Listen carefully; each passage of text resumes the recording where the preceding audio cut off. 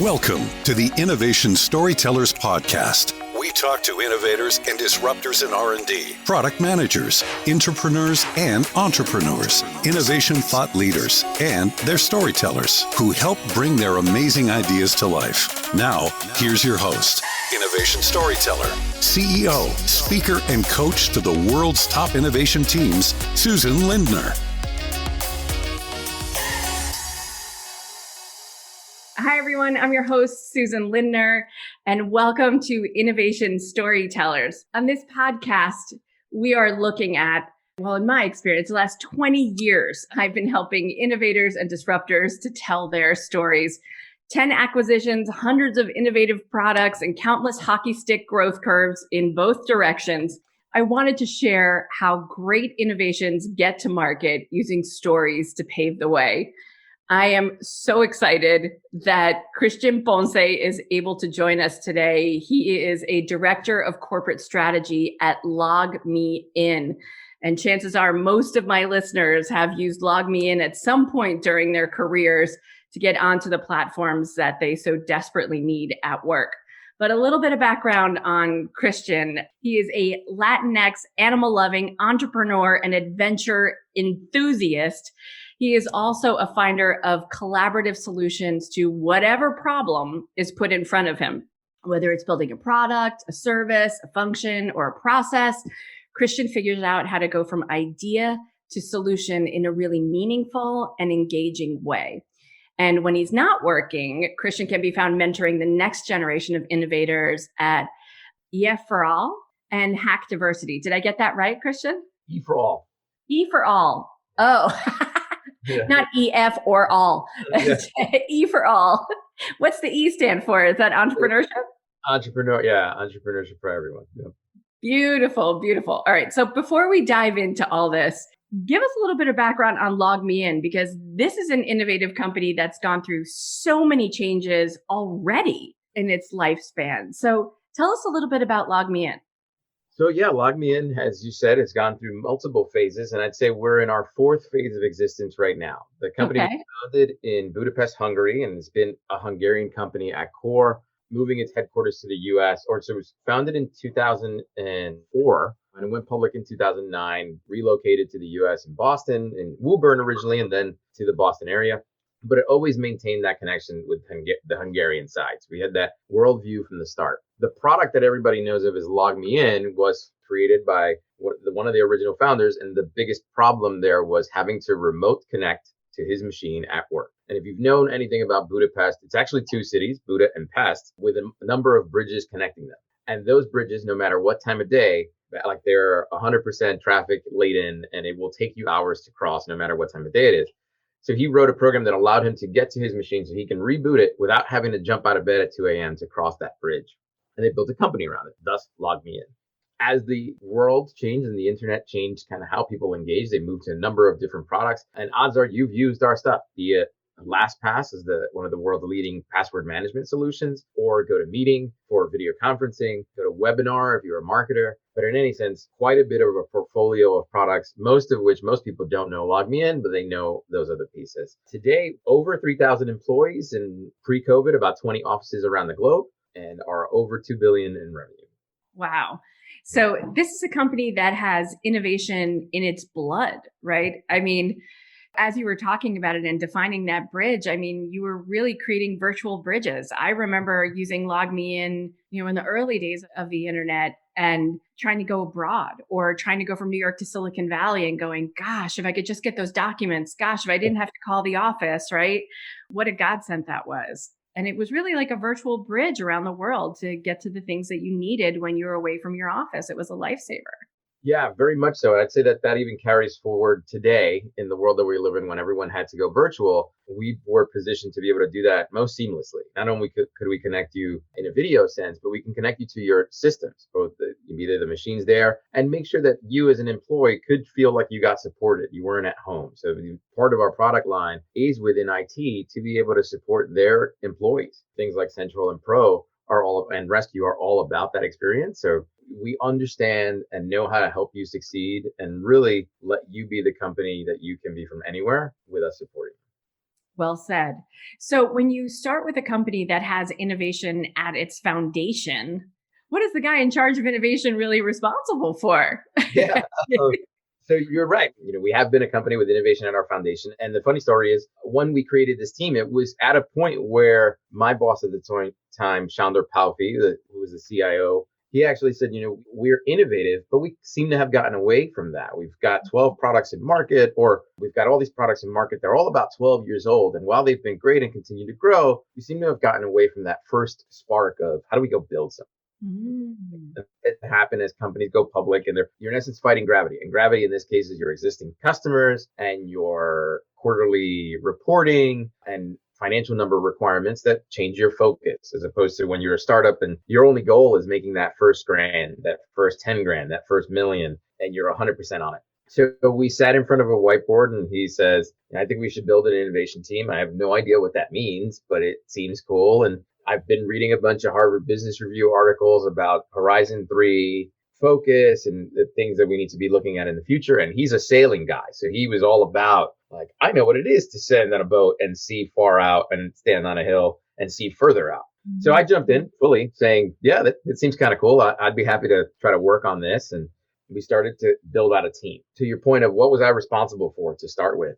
The very first project, would happen in many places, was we want to do a global hackathon. We'd just gone through the acquisition or merger with the Get-Go side of the house, so the products go to meeting, go to webinar. And now we have these two large companies that have come together to be over $1 billion in revenue and had two separate cultures. And it was funny because it was very much East meets West. Get-Go had their headquarters in Santa Barbara, California, and LogMeIn, or Legacy LogMeIn, is Boston, Massachusetts. There's a lot of similarities there, but a lot of differences. And for us, this was a means to say, for our engineering community, our employees as a whole, let's give them an opportunity to work together on something that doesn't have the timelines, right? They just want to have fun doing it. So we worked to build a global hackathon. One of the products that won first place in the technical solutions actually ended up bringing in over $1 million in revenue in the coming year. So it was a great success. So we started off right from the back. You started the hackathon with the intention of turning inward to the employees and saying,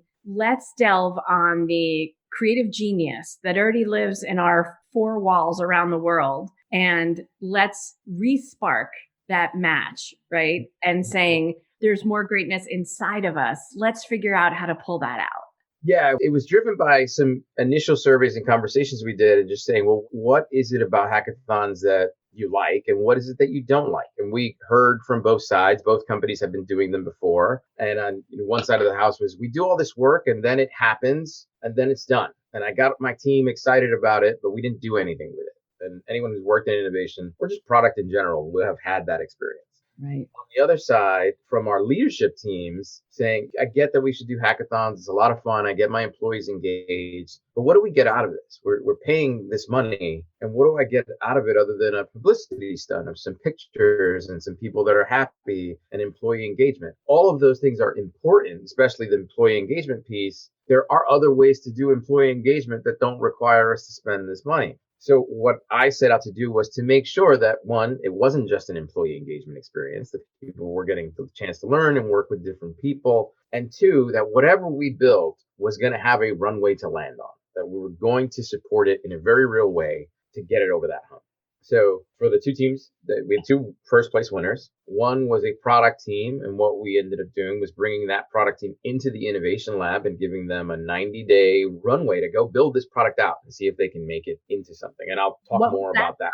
That product was a product we called GoView. We actually got it into market. In essence, it was a sales assistant tool, which would allow you as a salesperson or anyone really to record a short video via a Chrome extension and use that as a means to connect with people. So instead of sending an email, or in addition to sending an email saying, hi, person that I'm trying to sell to, I'm this person and here's what I do, you'd actually just be able to record that and send it. And it didn't require you to have a full studio set up and understand how recording worked. It was just hit record in your browser. Wistia, another company, has actually made an entire business around this. While we had a lot of success in building this out, our product line was going in a different way and we didn't continue it. But that team had an opportunity to work separate from their current job on this product full time for 90 days and equated it to maternity leave, right? Or you can plan for maternity leave. It's going to happen. It's about 90 days in many places, sometimes longer or ideally longer in others. So we figured if you can survive maternity leave, you can survive your team leaving for innovation leave for this time. The other team didn't do innovation leave just based on what they were working on, but we made sure that we connected them with the salespeople and the leadership in order to have the extra time to go build their product. And it was a product called Product Falcon. It worked internally. There was nothing sexy about it other than leveraging AI, analyze our sales process and solutions and make pre-suggestions for cross-selling against our existing products. And it positioned our salespeople to be even stronger. So they were all about it and really supported it. And getting those advocates was huge. They had a great run. Falcon became standard practice. And that team still works at LogMeIn in different respects, but those pieces are a core to our sales organization. So building those teams, right? I mean, there's a lot of thinking that goes into building innovation teams, but it sounds like you're also equally focused on putting the mind space of innovation as part of the workday, right? Not making it something extra, but rather making it something intrinsic to the work that you're doing. Yes, 100%. And I actually want to go back to the question you asked about building the team. There was that, and what were we responsible for? Hackathon aside, the biggest part we were responsible for, or I was responsible for, was an education system. It was getting people at our company at all levels to speak in the terminology of the startup, right? So product market fit, problem solution fit, understanding what a problem was in a very clear statement. And that's not to knock our existing product groups. They work like many product groups do. They know what their product is. They're going after specific features. They know who their customers are. We're asking them to think differently. Just say, like, don't worry about your customers yet. Worry about the problem that you're trying to solve. And that required really in-depth education at multiple levels. So it was working with our executive leadership team, finding some great supporters there who ended up taking training. We took a program by Ash Marara, who wrote, that was based on The Startup Way by Steve Blank. So taking them through that process, all this mix of video and in-person training, which I ended up leading, and I'd never been a trainer before, but I knew a lot of that stuff. But also just different groups of people. Once they got through it, they went, had others go through. So it was really education, getting everybody speaking the same language. And then it was this process of taking our own internal team. We had within the labs group, we had a self-contained, basically startup team, which was an engineer, a product manager, a UX designer, and a marketer. And they worked independent of product and were able to go take an idea and go build something from it with funding that we were responsible for coming up. So I was managing, like, what are we spending our money on and what are we doing? But if we're teaching it, we're also drinking that champagne, we're eating that dog food and doing the same process. So we were our own example of how you could make it work. Yeah. Given that process of setting up the innovation teams, right, and really thinking about who needs to be where, who are the kinds of people I want on this team, how does that then influence the product that you intend to build? So first, when we started the team, we had, again, as I mentioned earlier, this concept of Horizon 3 thinking. We had to be looking at what are... Like people who haven't heard of it before, can you explain that? So the Horizons are a McKinsey model that says Horizon 1 are the products that you have today that are in the end of their life cycle. The largest products you have, people have been using them for years. They're your cash cow, and you're just harvesting the money from them. There's nothing really innovative about those products. They've been around for a very long time. Horizon 2 are your products that are on the upward trend. Stuff that is new, you might have just launched it within the last couple of years, but the customer usage and revenue growth for those products is going up. The Horizon 3 are things that are neither one nor two. They are so far off that they're not giving you any revenue. There may not be customers on there, but they are the item that is going to replace that Horizon item.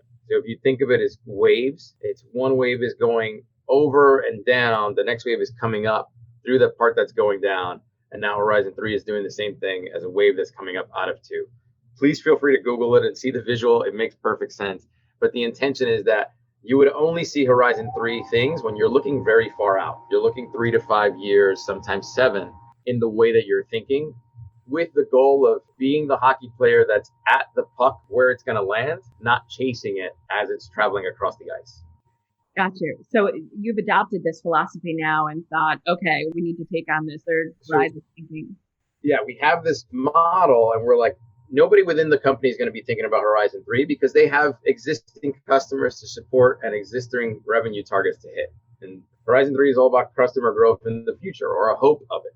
So we went after that. And we were out there kind of building products or trying ideas in that space. One of the things we built at the time, our first product out of the lab, was a product called Scopist, whose entire purpose was to do voice transcription for phone calls or conference calls, really, because we were trying to build this kind of assistant that you would have. Mm-hmm. And the concept comes from the fact that if you're running a meeting, you cannot also take notes for the meeting. So stuff that happens, you might miss because you're the person engaging or hosting or managing the solution. That's right. How do people do this today? They might have someone else that's the minute taker, right? And their whole job is to write things down. We felt like, could we automate that? Could we get rid of not that person's role, but just augment that process, or for smaller situations, know that you can reference something. We ended up building that, definitely Horizon 3, because nobody was even doing that at the time, and no one really knew how to work it into our products. We ended up working that into our GoToMeeting solution, and JoinMe, another video conferencing solution we have. And that just became a standard of, if you get GoToMeeting now, we have video transcription. You record one of our sessions, it will show you the transcript. And a lot of that came out of that thinking. But again, that thinking wasn't generating any revenue for us. It was a new concept in a new space. We were using money to get this tested and approved and built, but we weren't generating it. And while that was great, we had a great win there. You can't just keep doing that, because you become a cost center that you then have to justify to the rest of the organization. We saw, again, using money, but the question was, well, what are you bringing to the table? I get the ideas, they make a lot of sense, but it needs to be more tangible. And that comes from the fact that your leadership is likely living quarter to quarter as a public company. They're not living in your 3 to 5 year space out there in the potentials. But I just want to stop for a second, because I think what you're raising is like the classic innovation challenge, right? Yeah. Which is, go make me something cool and new, right? Then go make me something that's going to make $1 bazillion, right? And then, like, who's responsible for either scaling or monetizing any of that? Yeah. And even if you come to the table and say, well, this is going to be a huge differentiator for us, even if we don't charge for it, revenue will come through market share as opposed to upsell. So, thinking about that, what was actually driving that thought process? Was it, this is what a customer needs, this is what we need on the innovation team, or this is what revenue needs right now for the company? Yeah, so I would say our leadership outside of the lab was definitely thinking about the revenue. Revenue was the driver for why we were investing in certain things and not others, and it was really the focus on what got investment and not others. Innovation labs in general are built on the backs of a very strong executive leader who has the support of the other executives and gets funding for it. So they're like, we believe in you, we're going to give you funding to do this thing, and we're really excited. But years in, that excitement wanes. That executive may leave, the leadership may change, and all of a sudden you are this cost center who hasn't created anything. And that was something that I was always thinking, because I had read a number of things and talked to people in other innovation groups. And the average age of an innovation group, or the average cycle, is about 3 to 4 on the high end. You can see that at Xerox, you can see that at IBM. I think Skunkworks is one of the only ones who's been around consistently, but most people start them, they exist, and then they're gone. And then they come back years later with a new leader. So thinking that model, like, okay, I have 3 years to prove that there's value here. I said, well, let's shift from Horizon 3. And while the terminology sounds really cool, I need to make it tangible for the people who in essence sign the checks. And that led me to a different set of thinking. And it was all about, let's create a set of innovation areas that exist to the right and left of our existing roadmap. So what does that mean? LogMeIn is a host of products. So there's a bunch of different places that we can play. What we do with LastPass, which is the identity and access space. What we do with products like Rescue or Bold 360, which is all about customer engagement and support. And then there's our unified communication platform. GoToMeeting, GoToWebinar, GoToConnect today. So within those 3 areas, there's what our products are doing today. What I said is, well, there's this space that sits between those. If you just think about it as a pie. And if I move 10, just off of that straight line, now I'm in this space that product is not working on, but might represent a problem or value proposition to our existing customers, or some new space of customers that's in between 2 of these things.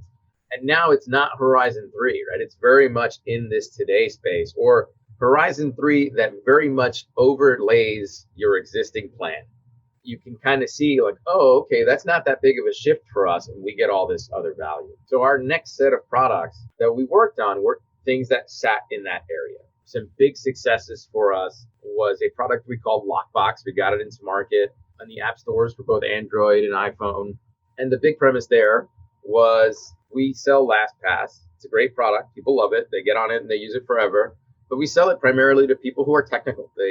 People who buy password managers or actually pay for them tend to be technical in nature and have technical jobs. But that doesn't mean that there aren't things that you want to save in this very similar fashion that may not be a password.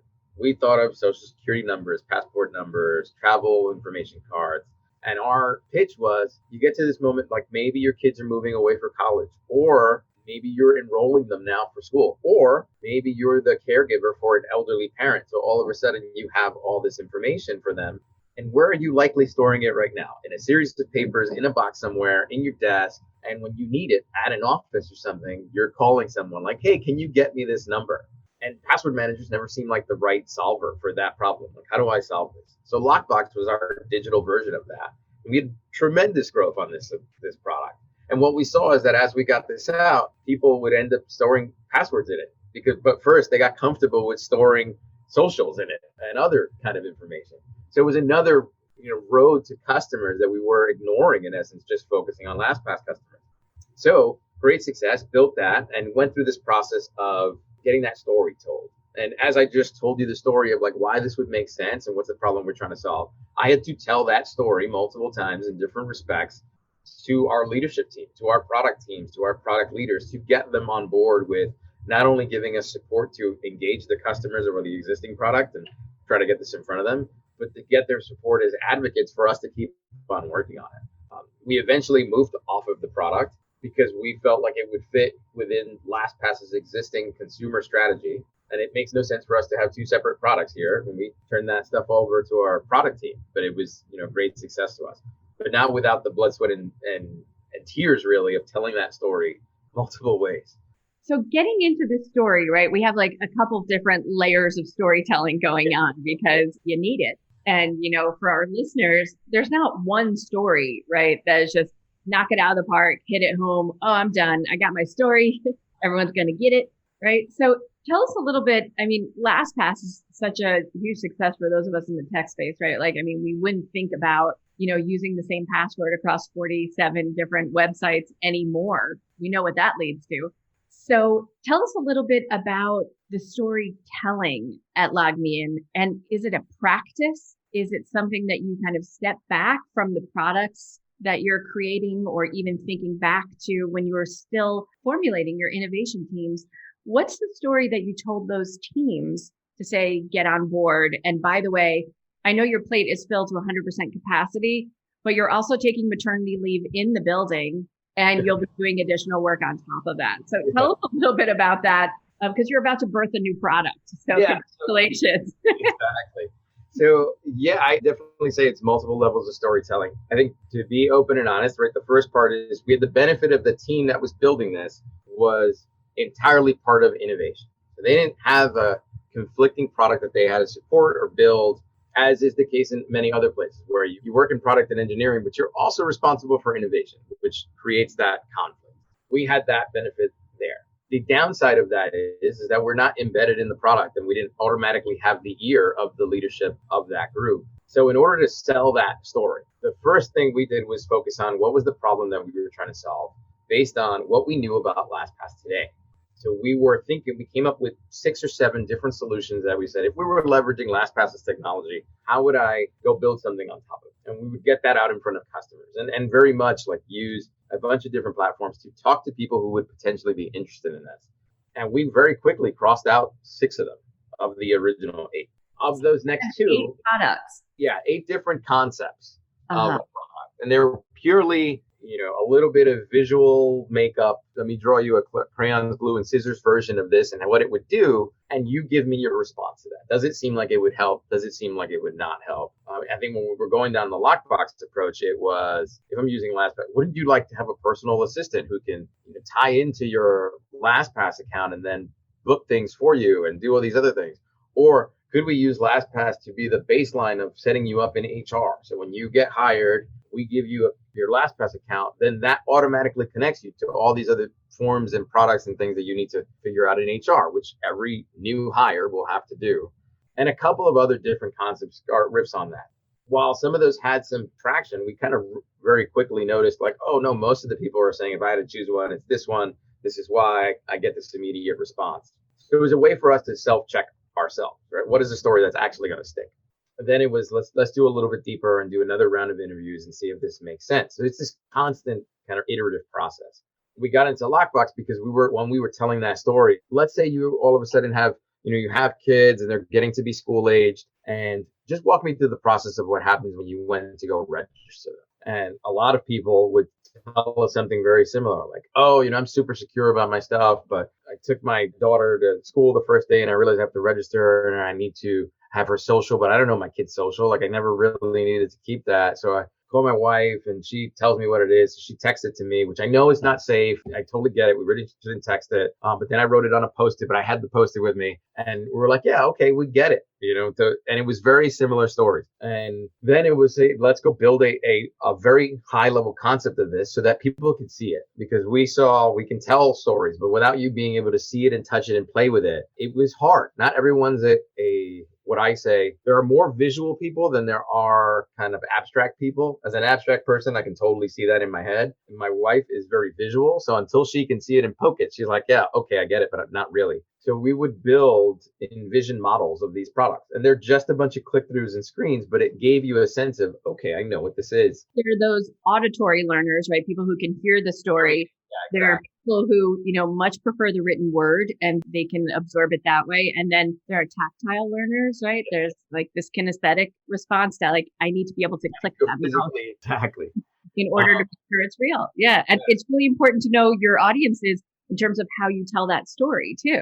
That what we saw was the huge traction with our envision models. Yes, this is not a working product, and I'm only going to walk you through some specific use cases, but I'm going to give you the chance to click through it. You mentioned, give you that opportunity to walk yourself through it and say like, oh, okay, I get this, or no, I figured this should be doing something different, which was a huge learning for us, right? We don't know anything. We have some assumptions about what we would like to do, and we're looking to validate those.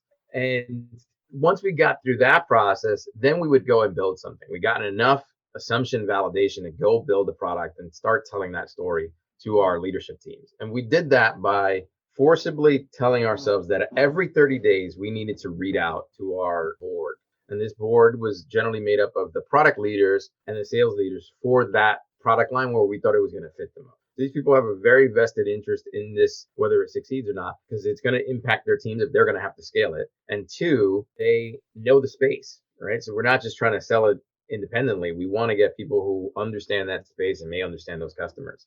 Wait, so can I just stop you for a second there? Because you brought up two really important parts of the storytelling process. Number one is you made storytelling a monthly part of your experience, right? And I'm guessing even as you did, your stand-ups in order to like get the product moving. And so there's a storytelling that's going on throughout, even where you're communicating within the team or you're communicating to other internal audiences to get the resources and the timeframes and even the recognition that you're moving forward in this process. Is that right? Yeah, very much so. I'd say the story was something that we all needed to be able to do and say, and we never relied on one person to do it. Mm-hmm. So the team being small, there was this inherent understanding that while each one of us has a specialization in that space.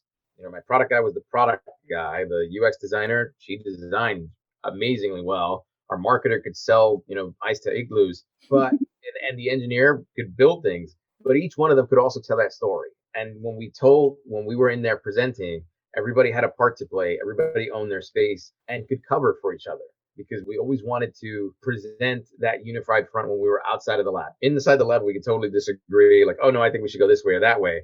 But if we're trying to get you convinced that we believe in this, that we need to be doing it together, and we need to be doing it in a way that you're not just investing in me, Christian, you're investing in the team, and you believe that the team has a good vision here. And that's how we believe that we got there, telling that same story in multiple different aspects.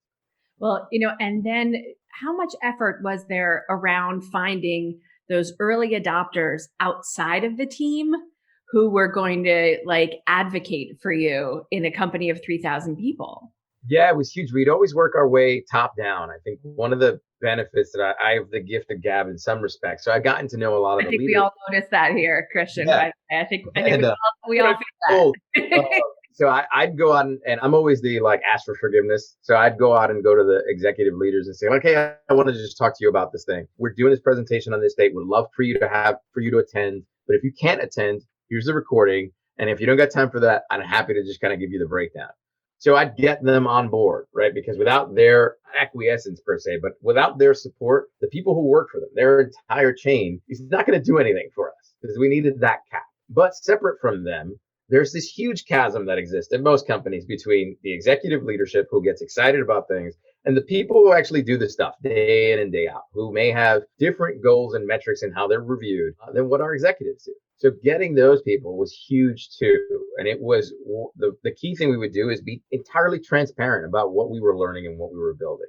With Lockbox, again, as an example, there was a lot of things that we were learning in our process that could totally help the existing products. So we would just share it with them and just say, like, hey, we have a lot of independence here. Here's what we're seeing. Here's our last 6 or 7 customer interviews that we recorded if you want to listen to them. And this made the standard product engineering teams feel like it wasn't an us versus them. It was us and them. Here's these things that they can help us with. And if they had little one-offs in terms of like, hey, we would like to go talk to customers, or we really want to do some sort of modeling here, could you help us? We made sure to do that. We were their allies.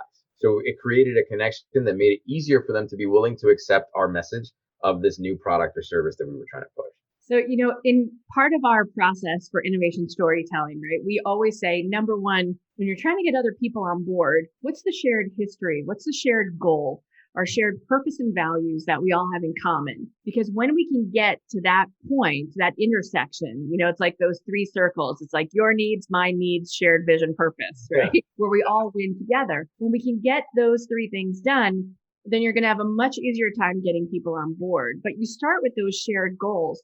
And the other part of it is you go to the other side of the table and you say, how do I make this woman, this man, the hero of this story if they decide to follow me? And so, and a lot of innovators will say to me, I don't know what I can do to make that guy the hero because I'm trying to build something over here. But you just raised something that's so brilliant is we learn stuff along the way that's going to make your job better. Yeah. So as a result of doing my innovation work, I can help your product right now.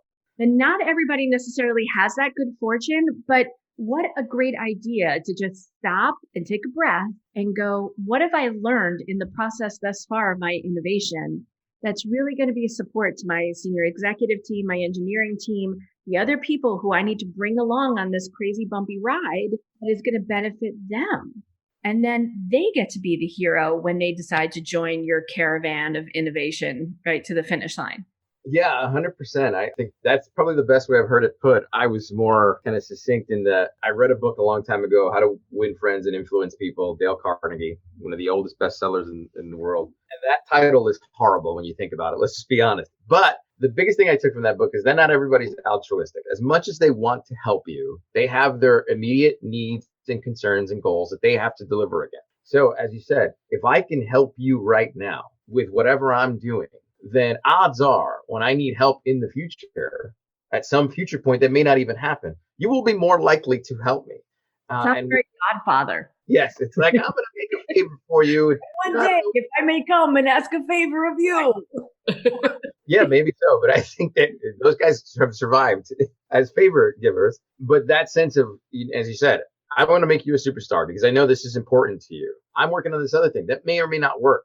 It's not as big of a deal if it doesn't work for me right now because that's not how we're mandated to operate. So I am willing to make sure you are a star now. My biggest thing was not so much for the favor of the future. That was a nice tangential benefit, but more so that it wasn't an us and them. I never wanted to be in a position where we were running a lab where it felt like we were the cool kids that got to work on cool things with no restrictions and our own budget. And you were all grinding out trying to support our existing products that make money that allow us to even have our own budget. And unfortunately, in a lot of places, that's what it becomes. And that's why innovation teams tend to fail because you can't get that support from the rank and file product and engineering team who's going to go have to scale your product. Yeah. And so those stories wind up being the lubricant or the glue that winds up, allowing people to come and feel part of that innovation, yes. Right? Yeah, we were to take a page out of the political books, we wanted to build the biggest umbrella possible or the biggest tent possible of people who supported us. And part of that was being open and honest and transparent and allowing them to have places where they could plug in.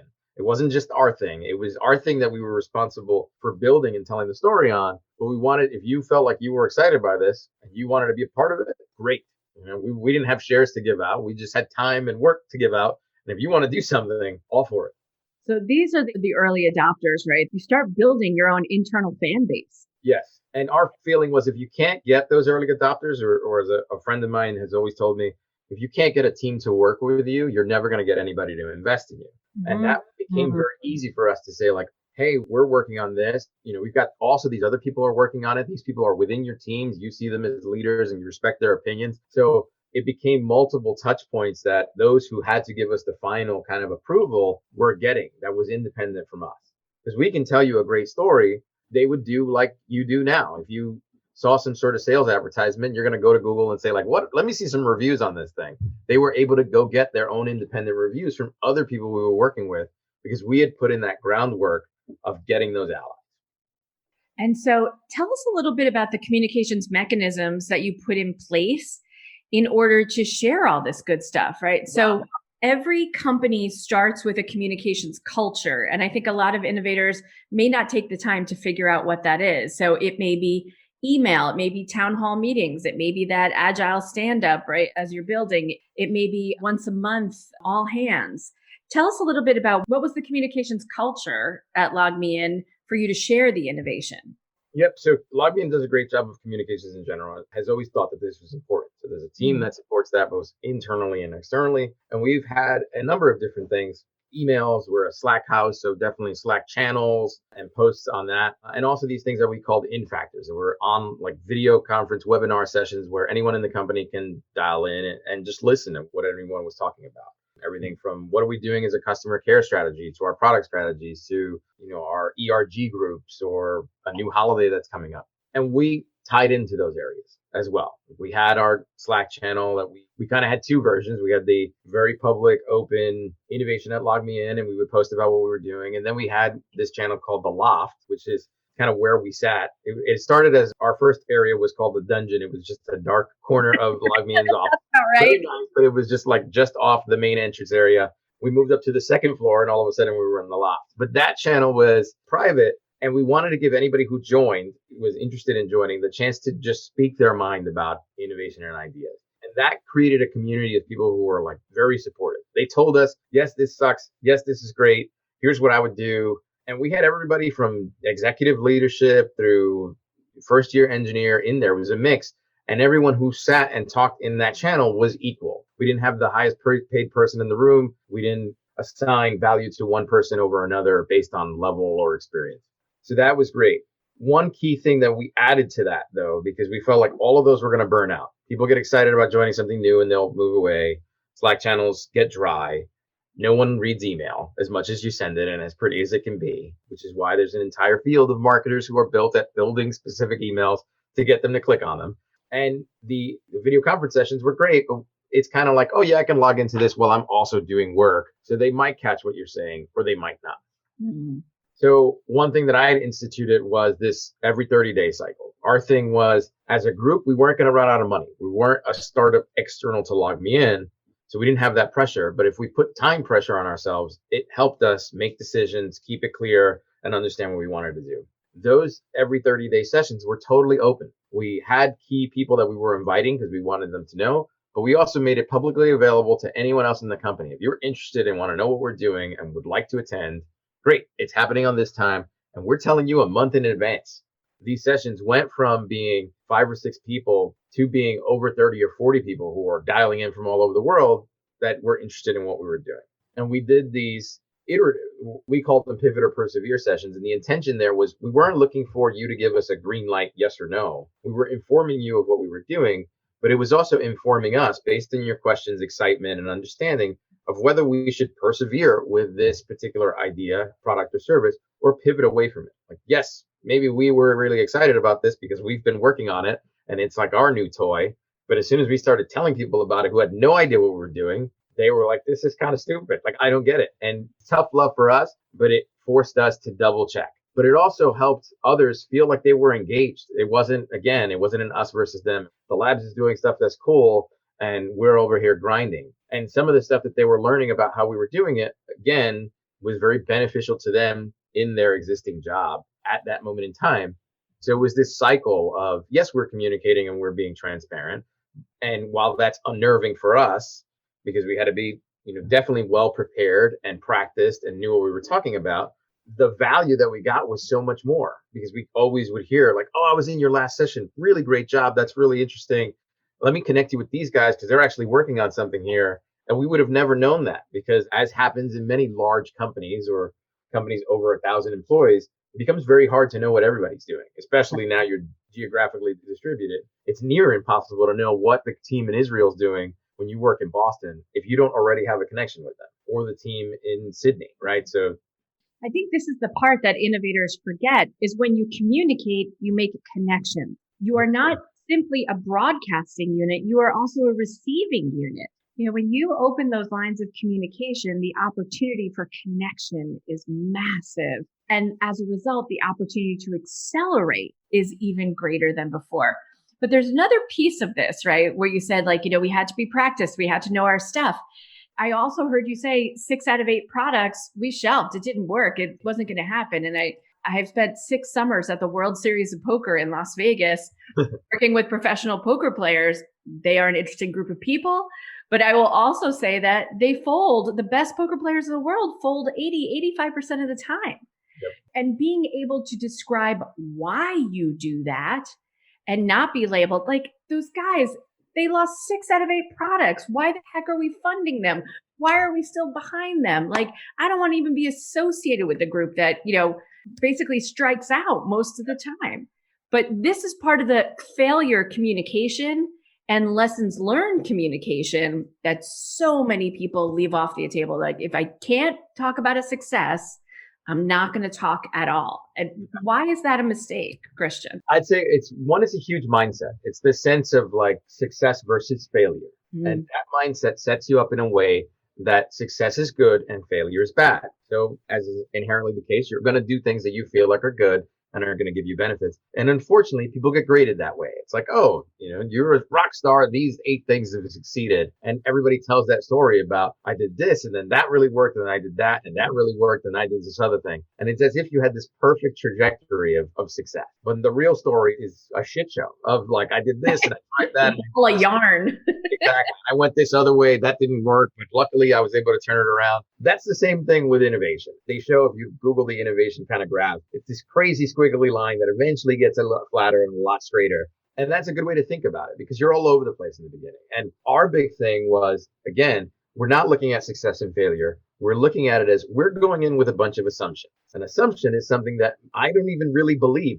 This is the information I have. Here's the hypothesis that I'm going to put together. And I'm looking to validate this. Does this actually hold to be true? If I'm looking at validation, then if I validate it positively, great. I'll double down on it. If I validate it negatively, no, that's not what you should do, then great. I won't do that. But the metric is validation. So there's no success or failure. It's, I did what we needed to do to prove, yes, it's something we should invest in, or no, it's not. So for the products where we shelved them and we folded, to use the poker parlance, we said, okay, what we validated doesn't hold true to our assumption and our hypothesis. So we're not going to keep moving forward on that. And that means we're going to save you money, because we're not wasting money on something that's not going to go anywhere. And unfortunately, there's a lot of groups that, because they think yes or no, good or bad, they'll invest everything into this product. And because they've been working on it and we've already spent millions of dollars, so it has to succeed, it gets out the door and then your customers don't want it. They never wanted it, but you never wanted to accept that that was the case because you've already spent this money. So our model was, here's the money that we have to validate. That's $1,000. That's $5,000. That's $10,000, depending on where we were in our cycle. And if within that amount of money and that time, we weren't able to get to the metric that we wanted, then we cut and run. And yeah, it's like a hard breakup. It's like, yeah, I really, really want this to work, but it doesn't. It doesn't. But I only spent $10,000. That is significantly different than a couple of million. Or I've only spent 100 hours versus years and years of effort on something. Right. It's a different mindset. And so at LogMeIn, do you look at a portfolio of innovation? So we've had, folks from GE and Corning and TD Ameritrade, very large companies that have a very long-standing and consistent innovation practice. So they will have, X percent is, we think we can knock this out of the park, X percent that we're like still testing those hypotheses. And then we have like even a 20% of moonshots. Like, where do we want to be 20 years from now? This is like, the Tesla dreams and the Alphabet and those kinds of dreams. Do you look at, for a 3,000 person company, do you have a portfolio at that third wave? So I would say we were primarily focused on the earlier part, the first two buckets you mentioned. We're really sure we can succeed in this. We've gotten some early traction. And again, it's tangential to what we're exactly doing right now. And then there was some other ones that are a little further out, but not as far. And I think that just comes from the fact that most tech companies or SaaS companies, I think they get labeled as innovative by virtue of being SaaS companies and growing up in the tech space. But that doesn't make them innovative. They had some great innovative products and they're delivering against those. And I'm not trying to take anything away from that. But there's very few who are continuing with that innovation mindset that they had as startups. For larger organizations, the Cornings or the name your 10,000 GE, 10,000 person plus company, you have a scale that allows you to do that. And you've been around long enough to know that even as a company exists right now, GE is a great example, you've changed so much and been willing to change so much that you're already in that mindset of saying, well, we know we're not going to survive the next 100 years as a company we are today. So they're positioned to do it. I never thought that till I'd gone 2 years running to the front end of Innovation Conference. And while I was there, I think I was one of the 3 tech company people who was at that conference. And it was everybody from Campbell Soup to GE to Wrigley's. This was the front end innovation conference, did you say? Front end of innovation. Yeah. There's the front end and there's the back end. I don't know the difference, but it happened to happen in Boston in the Seaport area, which is 2 blocks from our old offices. And what I coming away was that experience that, wow, it's a lot of the larger, more legacy, old, like slower moving companies that are really taking innovation and innovation groups seriously because they know that it's not how they operate. There is this structure and hierarchy and tradition that is a lot more rigid, and innovation tends to happen when it's very messy. Like, yeah, we have a reporting structure and it's clear and who's the boss and who does the annual reviews. It's a lot more level in terms of how you're engaging because it allows you to use everybody's ideas to get to where you want to be.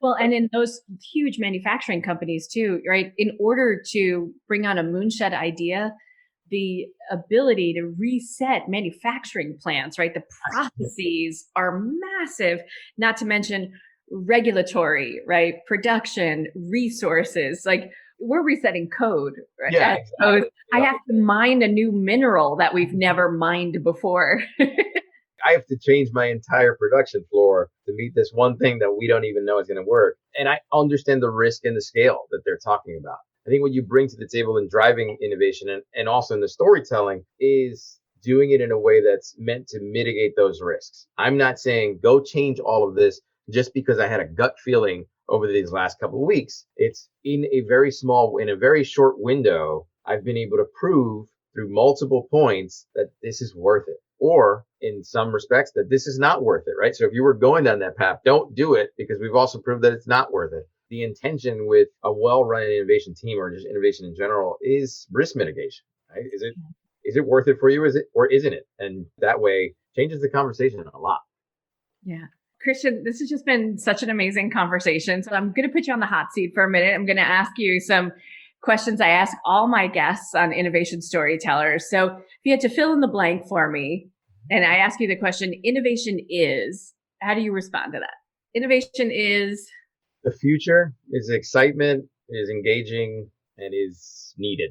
And the coolest innovation, like what's the innovation you admire most that you've seen in your lifetime?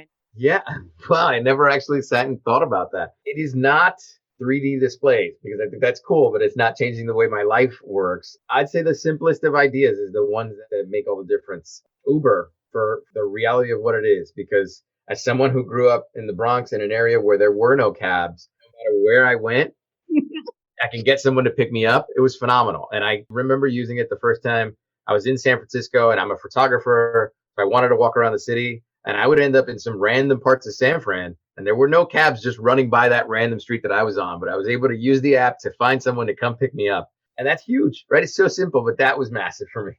And my last question is, if you could work on any innovation team, right? When you see the innovations that are going on in the world right now, you could be like, man, if I could grab hold of that rocket ship and get on board, what would that innovation be? So there were two that always stuck out to me. First choice has never changed would be Pixar. I think Pixar is an organization and how they think about it, how they run, and the stories that Ed Catmull tells and Creativity Inc. are phenomenal. Like there's just something about that organization that lives and breathes innovation in its core.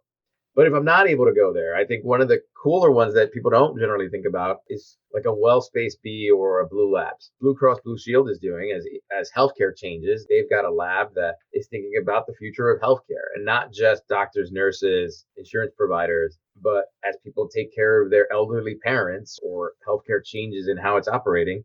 What are those new ways that we can deliver on this? And that's really interesting. I guess as I get older, as I have, older parents. And then the Blue Room is at Lowe's, who sells, building equipment. And how do you change that market it's like this problem of, okay, it's just retail, but it's so much more, or it could be so much more. And those are what excite me. I don't really know this is clear. We're not really sure that this is going to go somewhere, but we're all in on trying. That's what I'm all about. I love that. We're all in on trying. And it seems like part of your career has been getting everybody into the pool to make innovation better. Yeah. Thank you so much for spending this hour with us. Where can people get in touch with you? What would you like to share with them, if anything, our listeners? What's the best way to connect with you? So I'm pretty heavily Googleable. You can find me on LinkedIn, and I tend to be open. So if you have questions or you just want to talk about something, I will respond. You can see my art and my photography artwork at artofchrisponce.com. And you can find me on Instagram. Send me a message. And if you want to follow me, I'll be all for it. Fantastic. So not just an innovator, but an image maker, an image taker. Fantastic. Christian, thank you so much. It's been an absolute joy speaking with you. My pleasure, Susan. I hope we get to do it again. This innovation story has ended, but yours is just beginning. Go to innovationstorytellers.com, download the free Innovation Storytelling Blueprint, and sign up to pre-order Susan's book, Innovation Storytelling. Get the resources, runway, and recognition you deserve due out this spring. Remember to subscribe so you don't miss an episode. Until the next innovation story.